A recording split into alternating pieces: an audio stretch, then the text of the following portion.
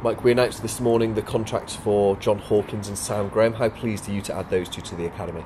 Yeah, we're delighted that John's staying. You know, he's had a tough time this year. He did really well in pre-season, and Pat and the new coaches were really impressed with him. And unfortunately, he had that bad knee injury in the pre-season game that's made him miss the majority of the season. So for John, it's really this season again for him, and he really needs to have a big pre-season. I think what Pat saw last pre-season is what Pat wants to see again, and hopefully he'll be pushing for some experience and game time in the first team.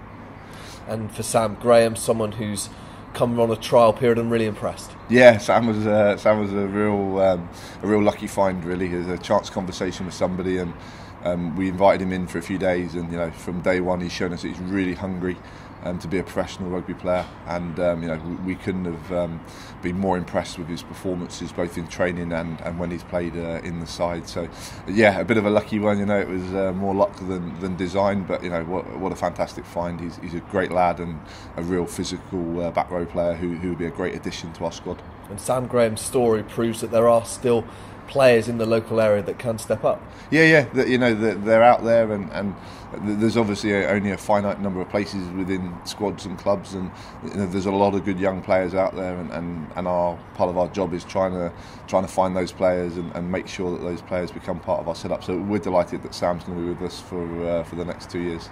And on John, he's been here a while, like you say. He's endured a tough season with injury, but he's contributed off the field and helped with coaching with the under-18s and showed his value. Oh, massively. Part of his development plan while he was injured was to build his off-field experience, and he's undertaken a role as ambassador for Bristol Sport, and he went out to China, and that was a fantastic life experience for him as an individual, and he's really grown as a character in the time that he's been injured.